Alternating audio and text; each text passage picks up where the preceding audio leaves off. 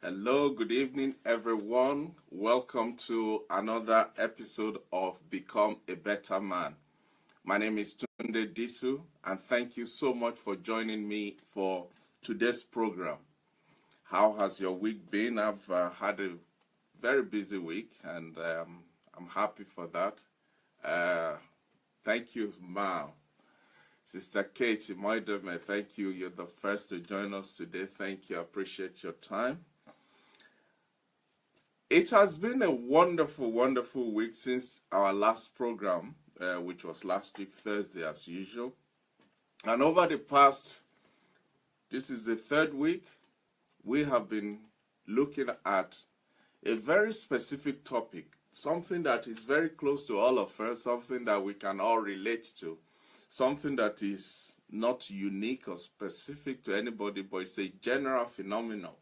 It's something that we have, something we give, something that we are accustomed to. I'm talking about the topic of how to handle or dealing with difficult people, dealing with difficult and unreasonable people. But on today's program, it is taking a slight, we're looking at it from a different angle, a very slightly different angle. We're looking at how to deal with difficult family members, how to deal with difficult and unreasonable family members. The truth is, every family's got one. Every family has got one. I have, you have, we all have them in our families. And maybe I am even the person in my family, and you could just be the person in your family that everybody thinks, oh, he is the problem. He is the black sheep of the family. But the truth is, that is the name of the game. That is part and parcel of being a member of a family.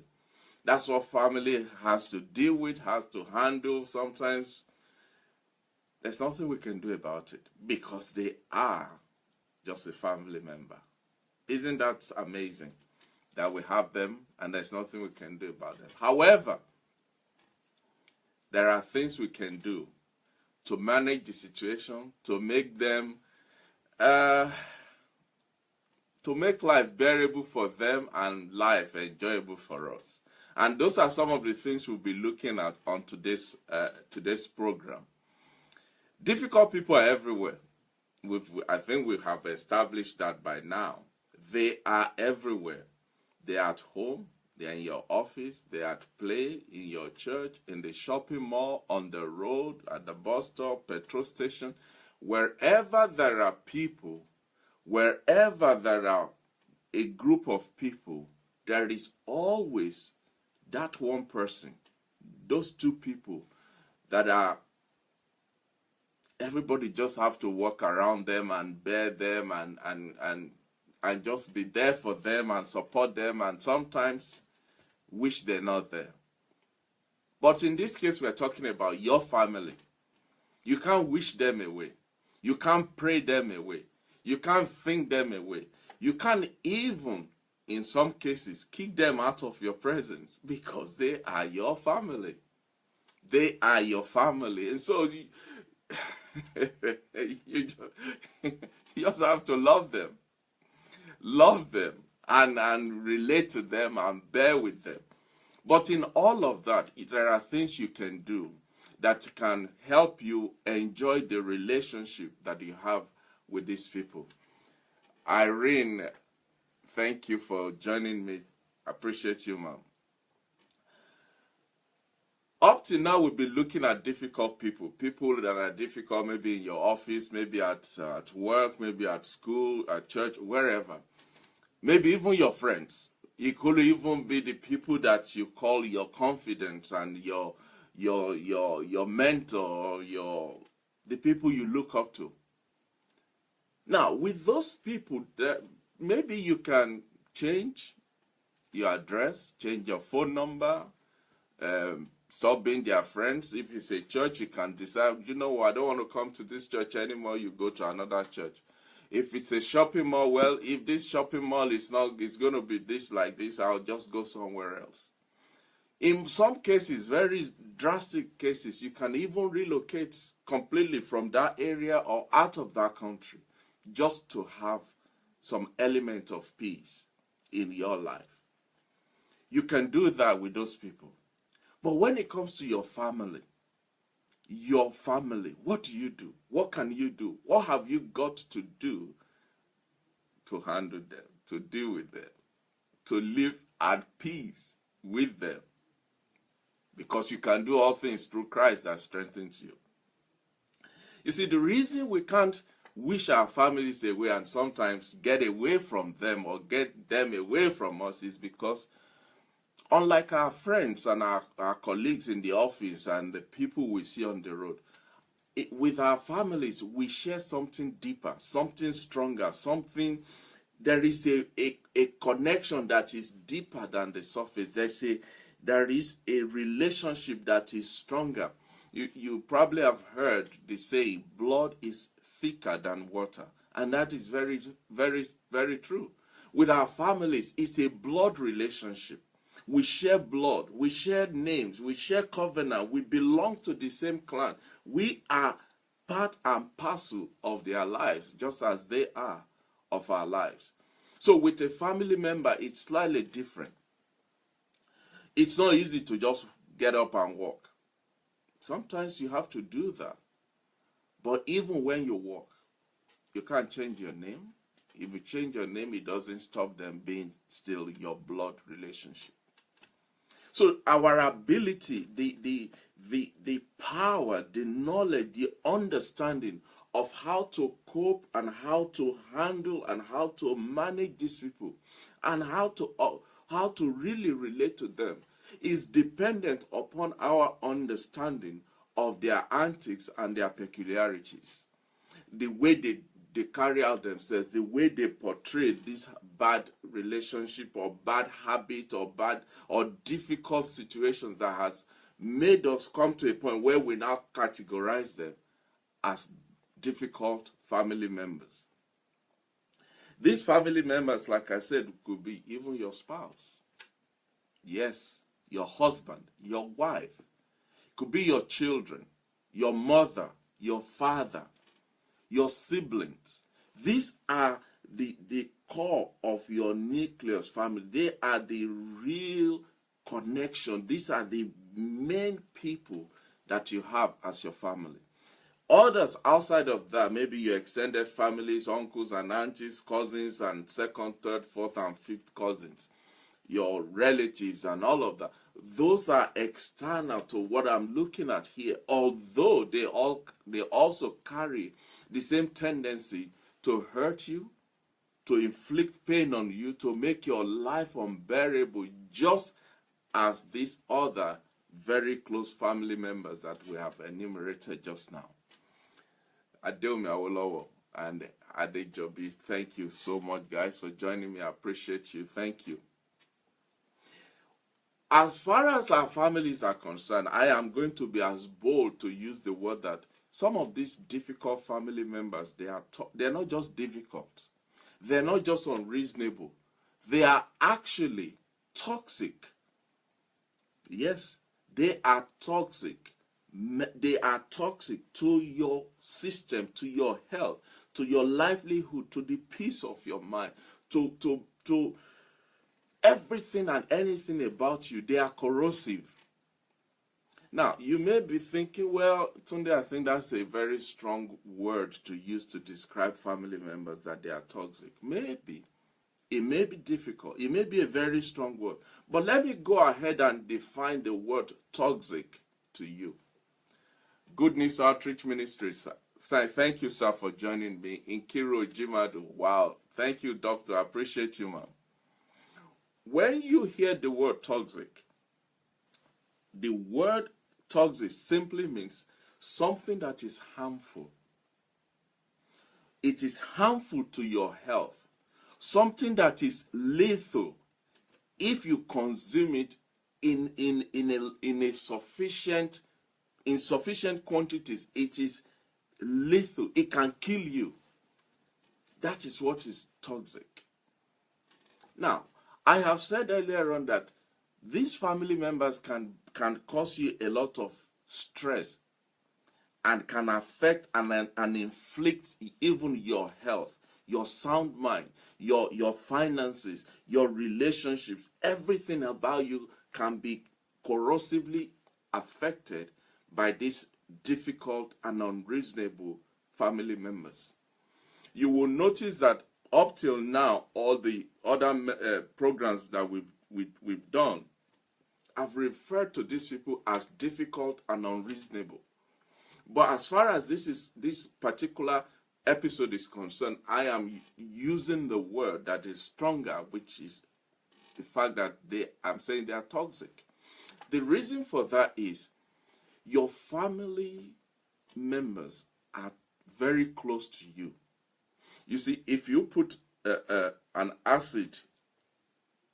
open acid here, and you put a metal or something that can be affected corrosively about half a mile down the road, or even 10 meters down the road, the ability for the acid to have a corrosive effect on that metal is very limited. But bring that acid close next to the metal and leave them exposed to each other and see how quickly the acid will have effect on the metal. And that is the way it is with our families. Because of the closeness, because of the neatness, because of the connection that binds us together, they have a greater ability, a greater impact on us than friends and colleagues down the road. And that is why in some movies, when you watch some movies, you will see that when they are going to attend to maybe a toxic substance or a communicable disease, what they would do is they would dress up in a certain way to protect themselves, because it is not good for their health. And it's the same thing as far as some of these difficult and unreasonable and in fact toxic members of our families are. I know some of you have testimonies longer than my arm of how much effect, how much some of these family members have affected your life in such a way that you're beginning to wonder, do I actually belong to this family? Am I part and parcel of this family? Thank you, Fumi, Adeusi, and all the other guys as you're joining. I really appreciate you. What I would advise is, please,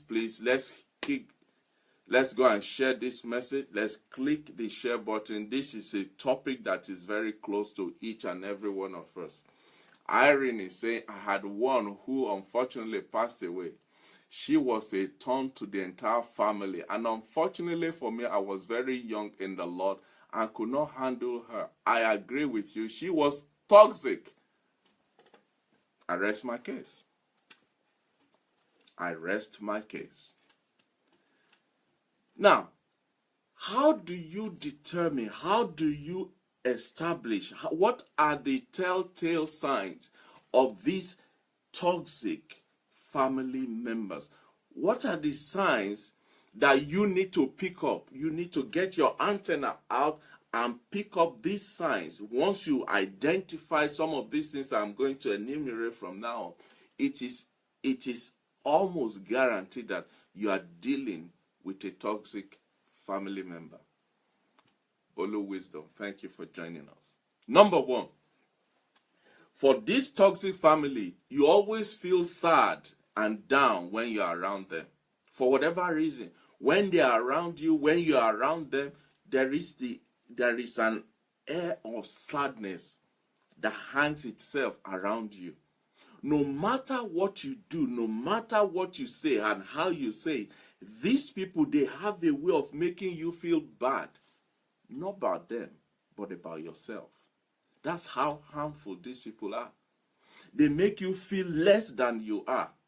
They make you almost question the relationship that you have with them. When you disagree with these people, for instance, if there's a reason for you to disagree with their views, their opinion, their suggestions, their ideas, they have a tendency of putting you down, of looking at you and saying, after everything I did for you, after everything I've done for you, is this how you're going to repay me? It is a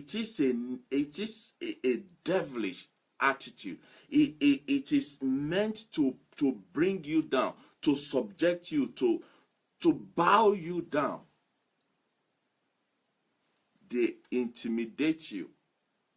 They will go as far as blackmail you, irrespective of whether they're your father, your mother, your son, your daughter. It doesn't matter. For them, the joy for them is to make you feel sad and make you feel bad about yourself. Pastor Gertchen Goshmeden, thank you, sir. Appreciate you for joining me tonight. These toxic family members, they have a way of making you feel guilty, make you feel ashamed, make you feel less than you are. Another way of identifying these people for you is when you are around them, you feel drained and tired. Just being around them, it zap your energy. You just feel, Jesus said, "Who touched me?" And Peter said, "What do you mean, who touched you? I mean, there are so many people here." Jesus said, "No, virtue. I felt virtue flowing out of me." These people have a way of, as soon as you come around them, you just feel energy just flowing out of you. They zap you, they suck your energy, they strip you of any ounce of energy that you have. You are completely exhausted when you are with them. But more than that, when you leave them, when they leave you, when they walk away, when you are not with them, you have to then go and start cranking yourself up and encouraging yourself and building yourself up to be energized physically, emotionally, spiritually again. These people are toxic, and yet they are in your family, they are in my family. Another way of identifying these people is that when you are around them, you are just angry. Naturally, you are a very peaceful person, a loving person, a caring person, somebody who just loves life and enjoy himself or herself. But when this toxic family are around you, you're just angry. There is a spirit of anger that suddenly will just descend upon you when you are around them. The reason for that is because it's either the way they act, the way they talk, the way they behave, the way they carry themselves. It sends out a message. It gives the impression of either they portray themselves as a victim. "Oh, look at me, nobody loves me, I'm this, I'm that." Or they just want to prove that I'm better than you. So irrespective of which of these two traits they portray, you're just angry. These people are toxic. They just managing that display of character traits, it stresses you up to the point where you hardly can keep your cool when you're around them. They are toxic. And yet, they're in your family. They're in my family. We live with them every day, every week. Everywhere you turn, they're there. Some of them, they make you feel numb when you are around them. You are indifferent. You are neither happy nor sad. You are just going through the motion. I remember there's this my auntie. Every time she comes from about 5 villages away to come and spend time with her grandmother, all the children, we all just feel, "Oh, not again. The auntie is here." The reason for that is the way she treats us, the way she handles us, the way she manages us, it got to a point where you're neither happy nor sad. She calls you, say, "Yeah, go and do this. Yeah, you are this. Yeah." And you find yourself just coasting through life every time that person is around. You're just going through the motion. You are just there, but you're not there. The reason that is toxic to you is this. You have actually, emotionally, you have checked out. You're not there. You're only there physically because you feel obligated to be there. The effect of that is that in a subtle way, in a very quiet way, you are actually dealing or having to deal with somebody with a controlling spirit. They control you to the point where you just shut down your emotions. Rather than get upset, rather than get wound up, rather than get bitter or whatever, you just shut down your emotion. You refuse to have any feelings when they are there or when you are around them. This is another toxic family member, and we have them.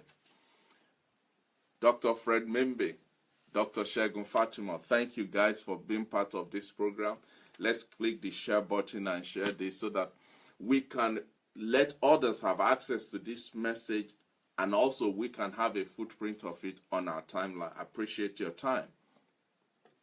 Another way of you identifying that this person is toxic, even though they're your family member, is that when you're around them, when they are around you, you can't say anything right. You can't do anything right.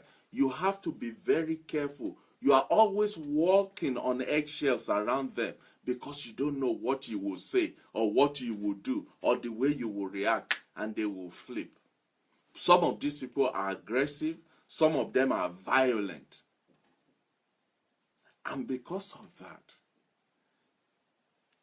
it kills something on the inside of you because you can't be yourself. You cannot be yourself. It's difficult. You can't please them. Even though you're not going out there to try to please them, but you cannot even be yourself. The people you love and the people around you, and you can't be yourself, you can't feel free, you cannot explain, you cannot relate, you cannot express who you are as a person, your personality, your character trait. These people are toxic. You are unable to speak your mind, you can't show your true attitude, you can't behave the way you would normally do. When you find yourself feeling that way, being in that state of mind, remember immediately that this is a toxic family member, and if possible, get away from them. Now, we've talked about all these ways of identifying, for you to identify that these people are bad news. But the question is, what if you are the toxic person in the family? What if I am the toxic person in my family? How would I know it? Because we have talked about how you will identify these people in your family, because it's not you. You are the one at the receiving end. But what if you are the person? If you are the toxic member of the family, how would you know? What sign will show you that it is you? You need to take a good look at your perception, the perception you have of yourself. Look in the mirror. Be truthful. Be honest with yourself. Be open and unashamed about yourself, with yourself. Because like I said, you could just be the toxic person in the family. These are the signs for you to know if you are the toxic person. Number one, you have a lot of friends and families, but they all have a way of distancing themselves from you. Uh-oh. When people are around you, they are unhappy. You feel like every time you have this victim mentality that you carry about yourself, not knowing that it is having negative effect on the people around you. You find yourself saying cruel things and being mean to other people. You always need other people to validate you, to confirm you. Maybe you are the toxic person because you are giving these people extra work to do. Rita, Judge, thank you, ma'am, for joining us. I appreciate you. When you are constantly thinking negative thoughts about yourself and life, it becomes a burden to the people around you to constantly lift you up, encourage you, carry you, hold you up, and you're becoming a burden to your family members. When you gossip about others and you put them down, you are the whatever it is that you do that makes people want to love you from afar is a sign that you are a toxic member of the family. So, I don't know if any of this is ringing your bell. I don't know if you think, no, that doesn't happen in our family. We are the perfect family. We don't have that in our family. If that's you, I thank the good Lord for you. Long may your perfect family relationship continue. Some of us are still working on it. Amen? Now, let's quickly look at the types of difficult family members. Difficult family members and how to deal with them. These are the ways. The first aspect we looked at what you need to observe, what you need to pick up to know that these people are like this. Now, these are the traits that difficult family members will normally, generally, and in most cases, this is their character traits. Monica Van Kuchen, thank you, ma'am, for joining us. Number one, difficult, toxic family members are chronic complainers. They are always complaining. They are fault finders. They are always blaming. They are always pointing fingers. They are always accusing somebody. They know what should be done. Oh yes, they always know what needs to be done in this house. But they never seem to be able to do it themselves. They always know what needs to be done, how it should be done, when it should be done, where it should be done. But that is where it ends. They never will lift a finger to do anything. Now, in most cases, they have a point. There's a real danger. There's a real problem. There's an issue that needs to be dealt with. But instead of complaining and whinging and accusing and blaming others, why don't you just lift a finger and help? Because your complaints and your blaming attitude is not helping to solve the problem. Rather, it is wearing out the people that you are expecting to solve this problem. How do you deal with them? You listen to what they have to say. This is their fault-finding attitude. This is their blaming character. You listen to what they have to say, and then you ask them clarifying questions. Even when you are the person that they are blaming or accusing or fault-finding, take it on the chin and then ask them clarifying questions. Ask them to explain further what the issue is and what are their suggestions or their opinions on how to deal with it. They'll have lots, but ask them to now identify which part of it they want to deal with themselves. None. When you have complainants and blamers and fault finders, don't agree with them. And don't make the mistake of start apologizing. Oh, I'm sorry. No, once you do that, your goose is cooked. They will roast you for dinner. Also, don't become overly defensive and trying to counterattack what they're saying or counter. No. By doing that, you are only fueling their need to complain. Don't become defensive. Put the ball back into their court. Also, you can gather the facts from their explanation and then propose a solution, and then go ahead and share the work to be done. And make sure you allocate to them their part, and as you take your part, make each person accountable to when they would deliver on their part of the solution, or of finding solution to the problem. You'll be amazed how quickly they will back out and check out. You'll be amazed. So the first type of difficult, toxic, difficult, unreasonable family member is that they are always complaining. They are always fault finding. There's another group, the know-it-all expert. I mean, they are experts in all fields. They are the fountain of knowledge. After God gave them wisdom, there was nothing left in the wisdom pot. They just know it all. They always know what is best for you. They always know what is best for everyone. They always know what is best for everything. There are two types of this know-it-all. There are some that are actually experts in the field, and we respect them. There is the other group that they always pretend to know it all until the facts and figures hit them in the face and expose the fact that they just make believe. How do you handle them? Do your homework thoroughly, especially the experts. Do your homework thoroughly. Gather all your facts. Know the subject inside out.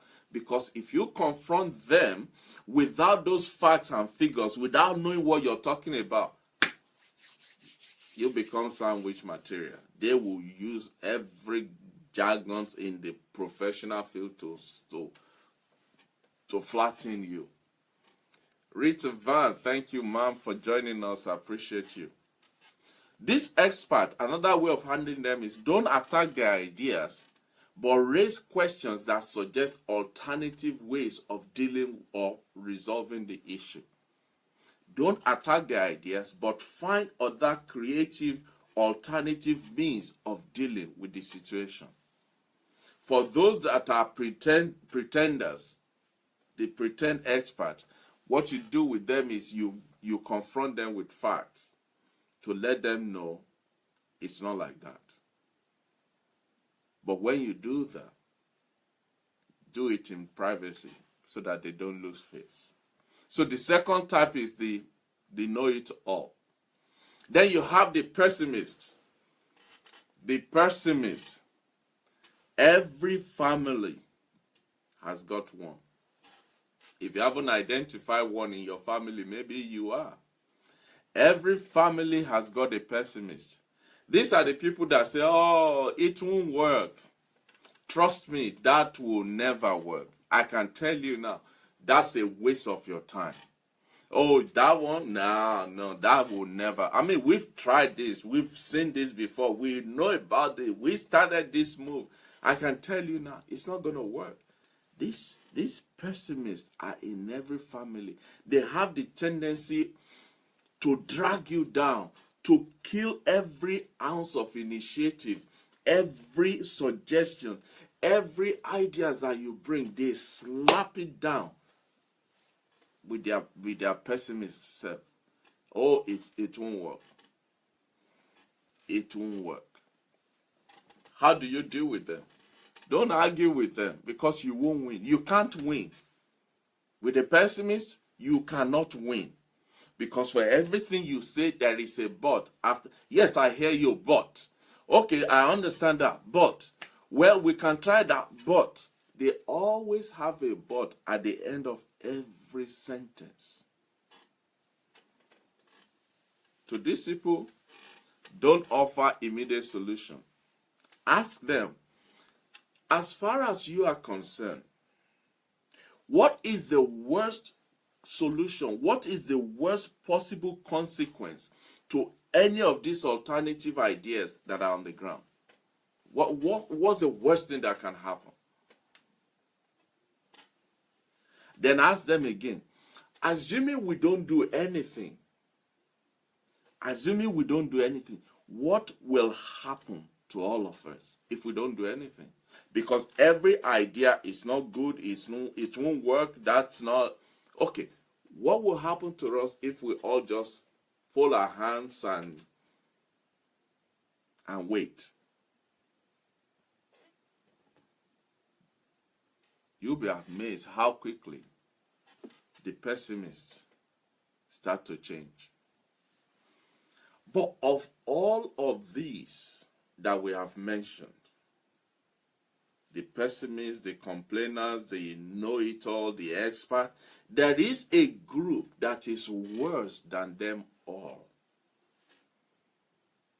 And I know when I mention it, you will probably all agree that this particular group is worse than them all.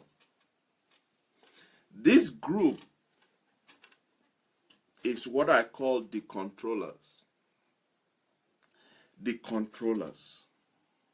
They are the biggest and the worst difficult set of people, of human beings you can ever come across.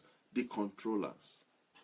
They always must be in charge. They always must have the last say. Their views and ideas is always and the only way. It is either their way or no way. Controllers are perfectionists. They are fanatics. They are freaks. They are workaholics. They are very rigid. They are very, very unbending. These people, Lord have mercy, they can be preoccupied with details, with rules, with lists, with dominating, to the point that everything seems rigid, expensive, and inflexible. Controllers. Please let me know if you know of anybody who is a controller. Anybody that you know or you've met or you've seen or you've heard that is a controller. I'm not asking you to give us names. I'm just saying, have you witnessed? Have you experienced? Have you been through the meal of a controller before? Because if you haven't, I'm praying for you that you never meet them. The most frustrating thing about controllers is that they usually don't see themselves as controlling. They usually don't see themselves as controlling. When you even confront them to say, look, you leave my life alone. Stop controlling and micromanaging my life. They say, no, I'm only trying to help. Really? Controllers, they don't see themselves as controlling. Rather, they see themselves as just being right and being helpful.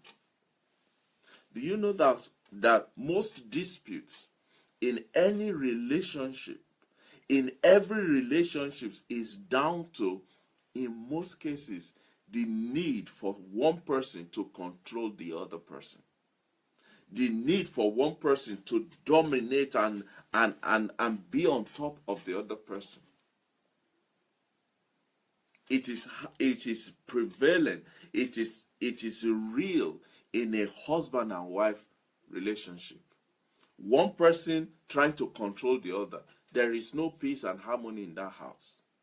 Between parents and children, parents trying to control their children, children trying to control their parents, there is no joy in that place. In-laws and outlaws trying to come into your son or your daughter's matrimonial home and dictate the terms, because you must tell them what to do, how to do, where to do, when to do, and all of that. There is always somebody somewhere trying to be in charge of another person's life. It's a sad calling. It is a very, very sad assignment. And it is unprofitable. It does not yield any good result. Do you know why? When God created everything, in Genesis, the last thing God created was man. He gave everything he created for man to control and manage, to subdue, to replenish, to be in charge, to the point God gave man the authority to give names to everything God created. There is no more authority, a controlling power that is bigger, stronger, further than where you have to give identity to something or someone. God did that. He gave man the power. But if you read very well, you will never see where God said man should control another man. No. Not even God controls man. He gave us free will. He gave us the freedom to choose what we want. He even said, he said, life and death I place before you. Make a choice. It is your choice. But the moment a human being tries to control another human being, boom, there's explosion. Controllers are the worst set of people that you can have in your life, at work, at home, in every aspect of human life. Please, don't be a controller. In fact, the Bible talks about controlling is like the spirit of witchcraft. Controlling is like the spirit of witchcraft. And when people are under the spell of a controller, it's like being under the spell of a witchcraft. They will do it to the point that you start believing what they're saying more than you believe what you know and understand about yourself. That is the power, the strength of controllers. They can make you believe that your name is not your name. They can turn you and reshape and redefine you to the point where you don't even understand yourself.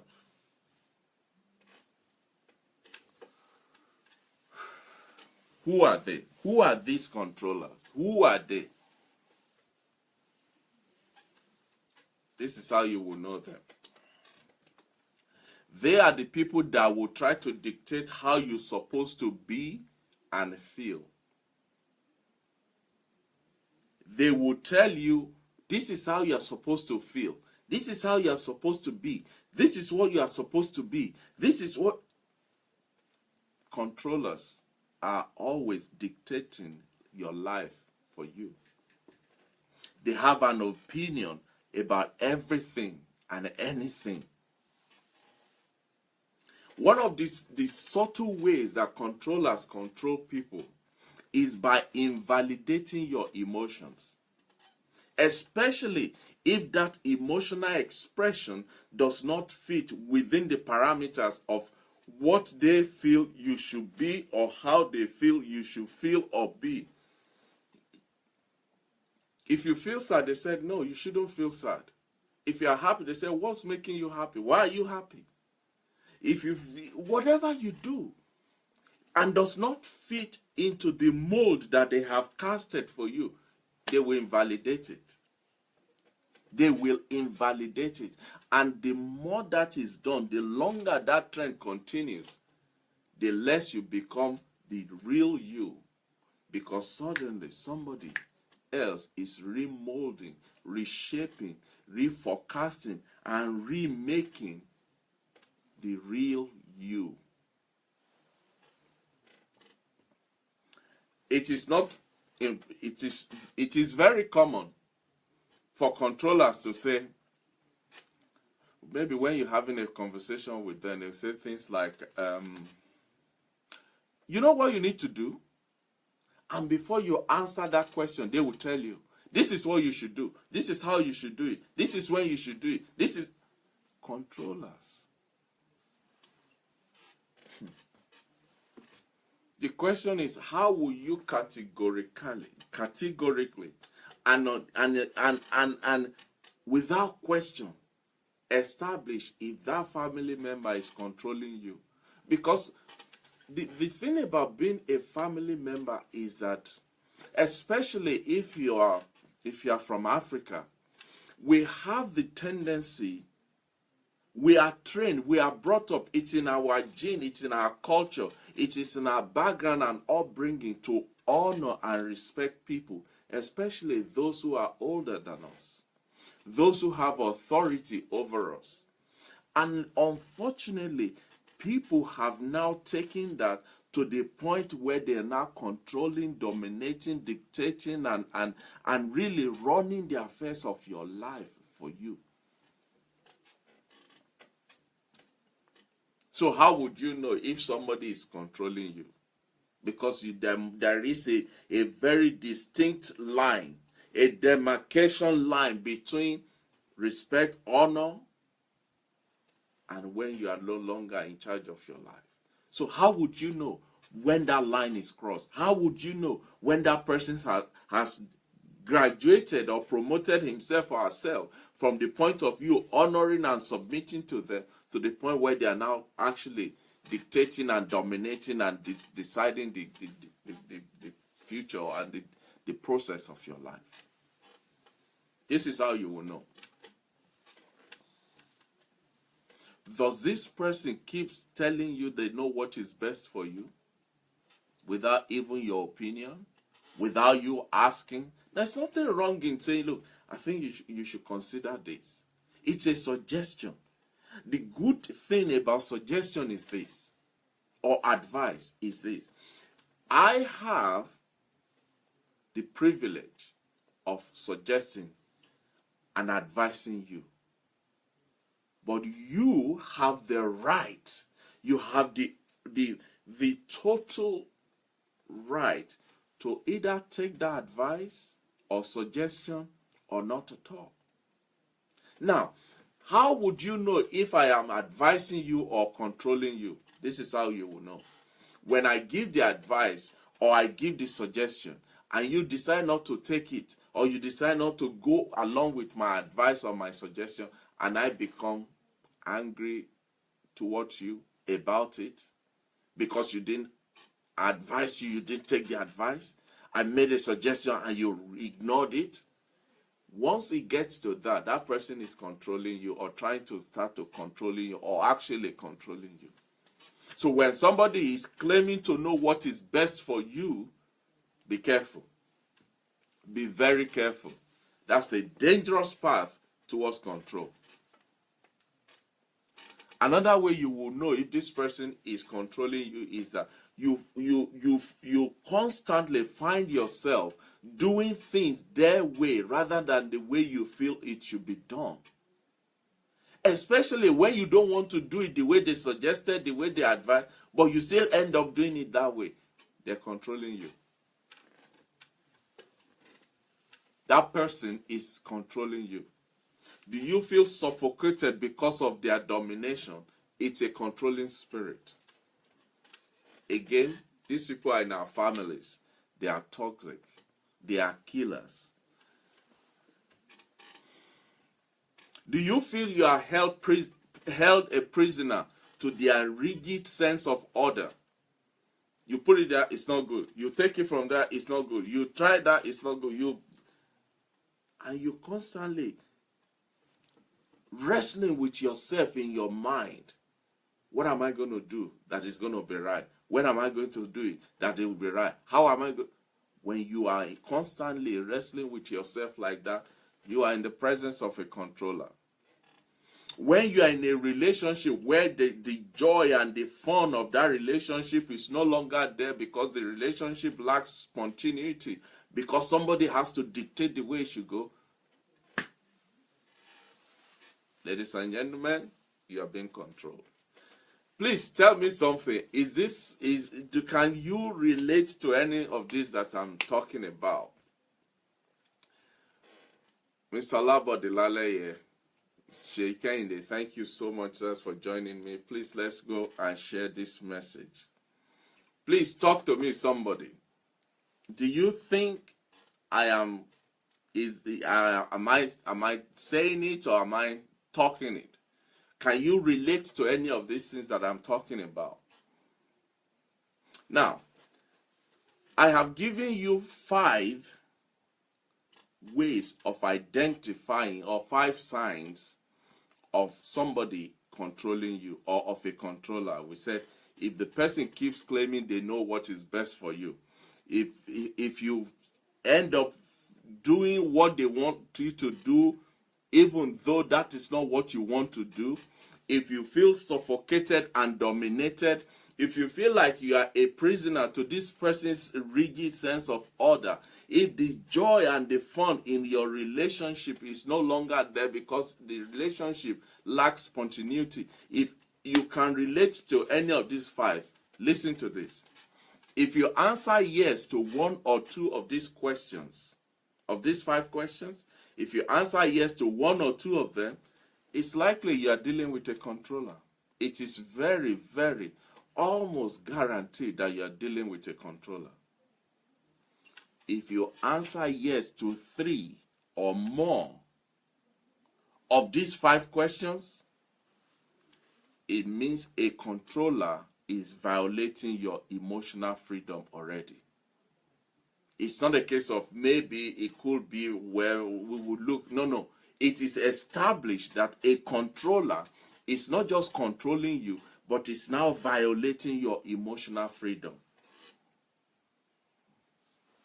What can you do to the controller? How can you deal with a controller? Control is a big problem in every relationship. When people control you, they make your reality for you. They make up your reality for you. They don't respect you. They don't respect the way you are. And they feel it is their God-given responsibility and right and authority to change you and make you be more or be similar to the image that they have of you or the image that they want for you. Please hear me tonight. There is nothing wrong in mentoring. I do a lot of mentoring myself. There is nothing wrong in supporting and being there for somebody. It's a great virtue. It's a wonderful character trait to have. But when it goes to the point where the person don't respect you or your opinion or your person, and now they have made it their lifelong assignment to change you, to mold you, to shape you, to be what they believe you should be or how they believe you should be.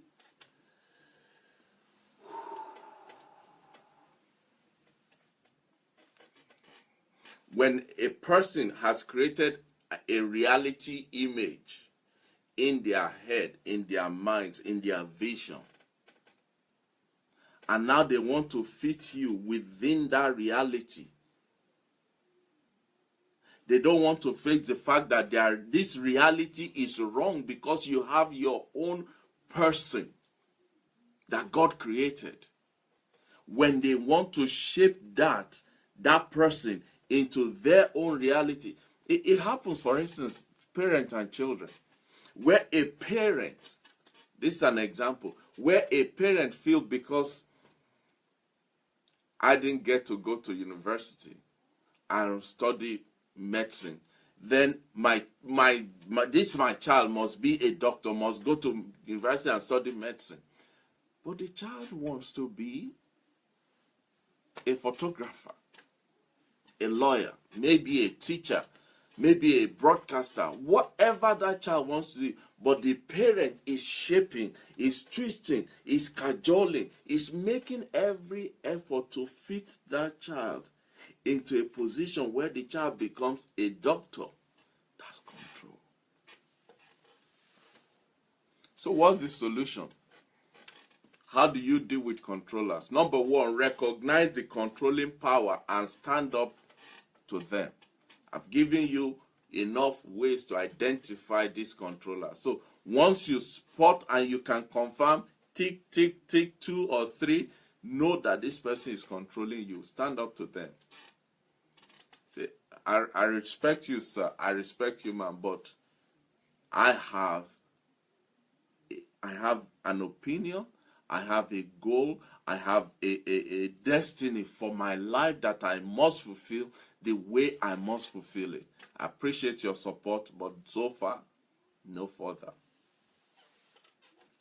Controllers, they lose the ability to replace your inner self with the one they have created when you are able to stand up to them and challenge them and confront them.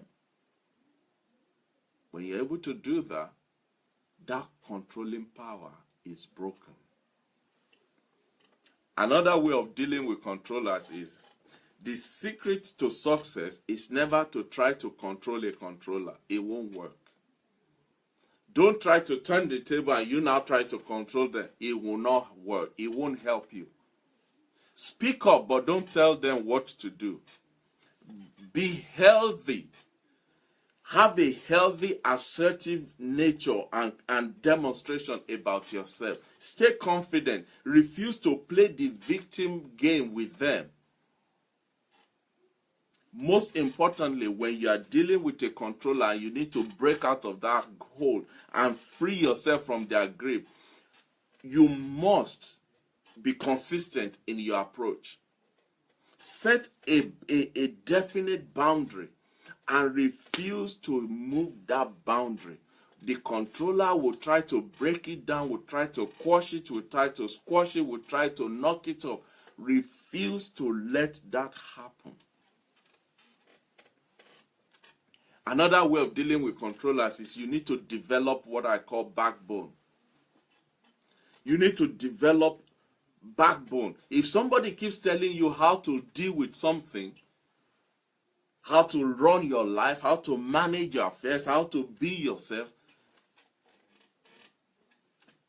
develop backbone and say, ma'am, sir, I value your advice, but I'd rather walk through this on my own, by myself, for crying out loud.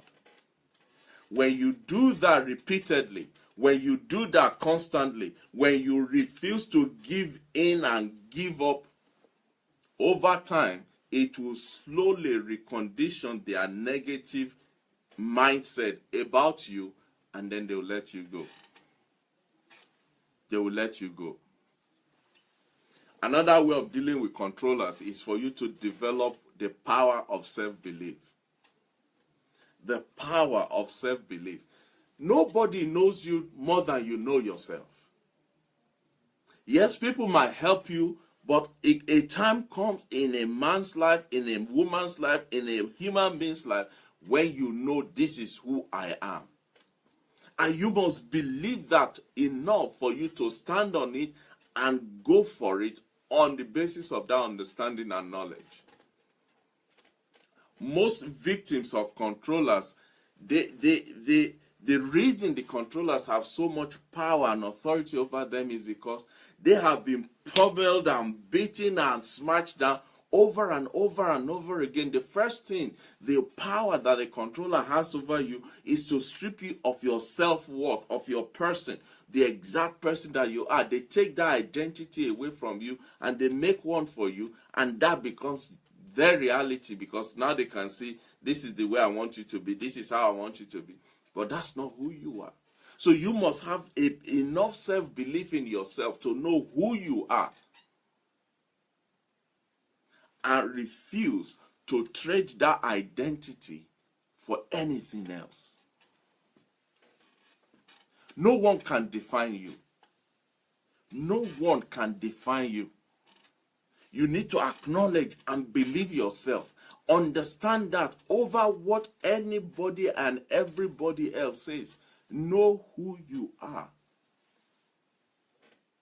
But more than that, as part of you developing this power of self-belief, you need to identify when somebody trespasses your psychic boundary, when somebody crosses that line of helping to the point of controlling, of helping to the point of molding you and changing you and shaping you. You need to know in your psychic, in your mind, in yourself, in your spirit, where the line is. But more than that, Identify when that line is crossed. Identify when that power, when that authority is broken. Identify when your person is betrayed and taken away. Because with the first step of you believing yourself, all you are doing is that you are acknowledging that you know what they're doing. The second step is now you are stopping them from doing what they are doing. Another way of demonstrating this power of self-belief, you need to speak up to a controller. You cannot shatter the idealized image that they have placed on you by you keeping quiet. No. Open your mouth. A closed mouth is a closed destiny. Open your mouth. Say something. Break yourself. Deliver yourself from a controller with the power of your mouth.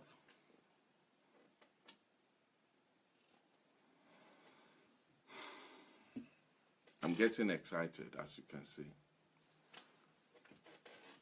Ladies and gentlemen, there are difficult and unreasonable people in your family and in my family. And the best way to deal with them is to identify them, to challenge them, stand up to them, and refuse for them to run the affairs of your life. Look, we all have this one life, no spare one.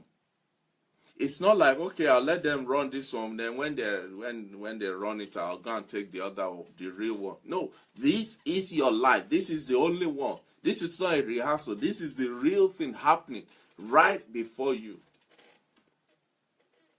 You will never become a better man or a better woman until you establish your identity and you are in charge, you are in control, you are in perfect harmony with that identity, not through anybody else, but the image of God that He made you in. Yes, there are difficult people. Yes, there are unreasonable people.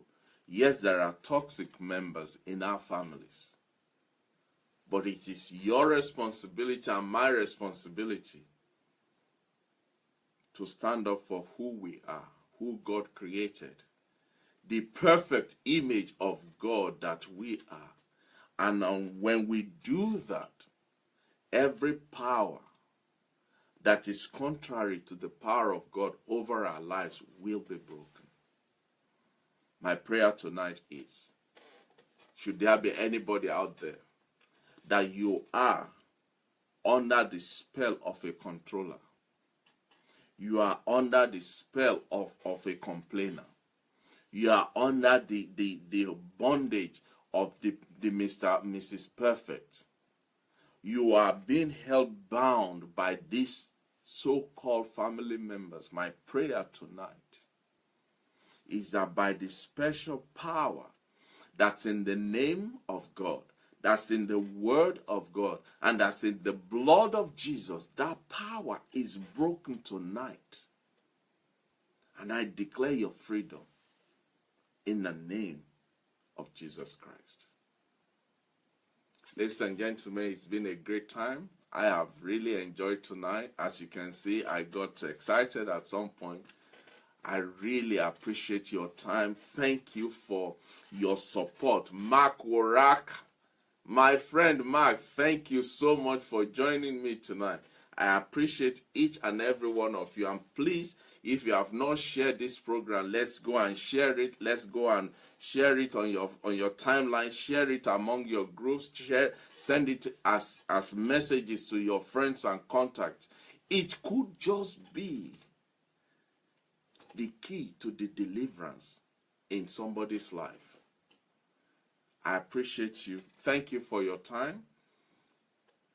Once again, we have a destiny to fulfill. We have a destination to arrive at. We have a goal that is set before us. And we will not stop.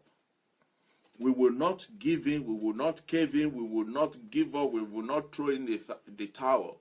We refuse to be defeated on this journey of discovery until we arrive at the destination where ourselves and everybody else around us will have no choice but to say, surely, these are better men and better women.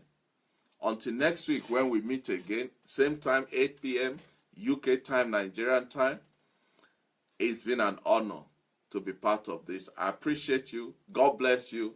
Bye-bye. Good night.